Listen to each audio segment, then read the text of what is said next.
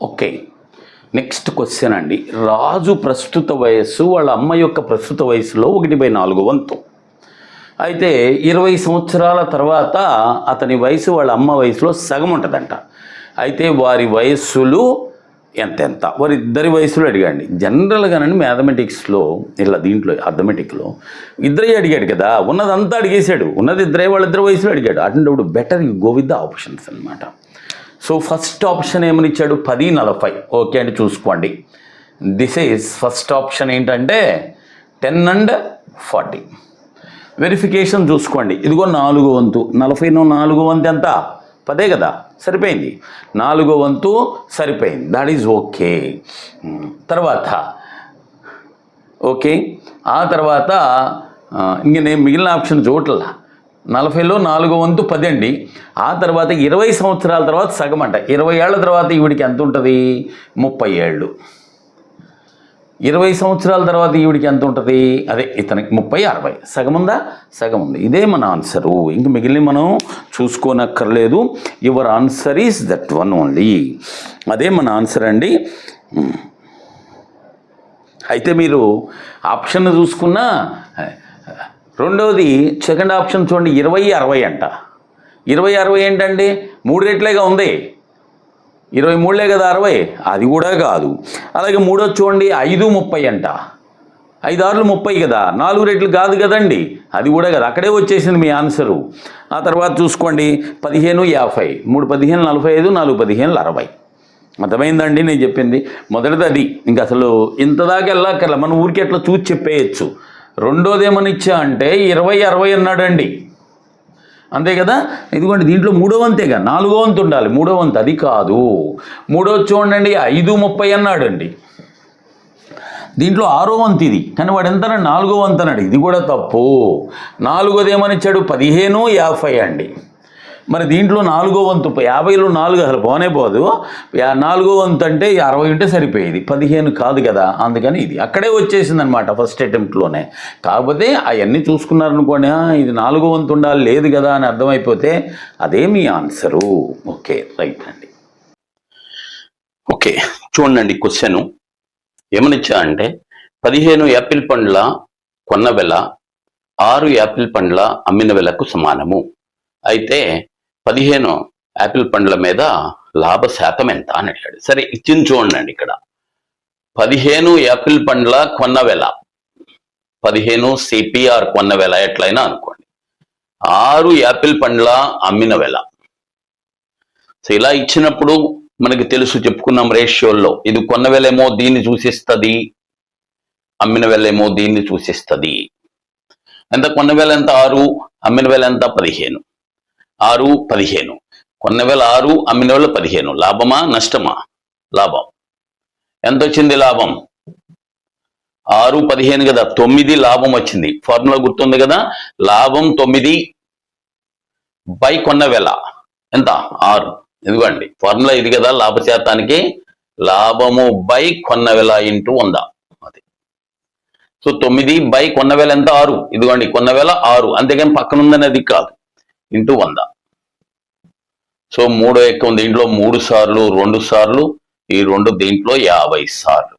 ఎంత? 3 50లు, 150% అండి లాభం. మంచి లాభం. ఓకే, చేసుకోండి. ఇది ఇక్కడ చిన్న విషయం ఏంటంటే, అది 15 వస్తువుల మీద ఎంత లాభశాతం, దాంతో సంబంధం ఏం లేదండి. లాభశాతం కనుక్కోవడానికి ఎన్ని అమ్మింది అటు సంబంధం లేదు, అందుకని డైరెక్ట్గా వచ్చేసింది. ఓకే, భ్రమణ సౌష్ఠవం గురించి, అదే సౌష్ఠవం గురించి క్రింది వానిలో సరి అయినవి అంటే భ్రమణ సౌష్ఠవం మీద ఇచ్చాడండి అన్ని. మొదటిది ఏంటంటే సమబాహు త్రిభుజం యొక్క భ్రమణ సౌష్ఠవ కోణము 120, భ్రమణ పరిమాణం 3 అని ఇచ్చాడు. అది కరెక్టే. ఎందుకని? సమబాహు త్రిభుజం అంటే 120 డిగ్రీలు ఇలా ఉంటుంది అనుకోండి. చూడండి, ఫస్ట్ ఏ ఇలా సమబాహు త్రిభుజం ఎలా ఉంటుంది, ఇక్కడ 120 కదా, లోపల 60 కాబట్టి బయట 120. సో దాని మీద ఇటు పడుకోబెడితే యథాస్థితికి వచ్చేస్తుంది. అంటే 120 దాని భ్రమణ కోణం. మరి భ్రమణ పరిమాణం అంటే 360 బై 120, అంతే కదా. అంటే 3 సార్లు యథాస్థితికి వస్తుంది, అది కరెక్టే ఏ. రెండోది చూడండి, రాంబస్ యొక్క భ్రమణ కోణం, రాంబస్కి చూడండి భ్రమణ కోణం 90 అన్నాడు, భ్రమణ పరిమాణం 4 అన్నాడు. రాంబస్కి భ్రమణ కోణం 90 కాదు 180.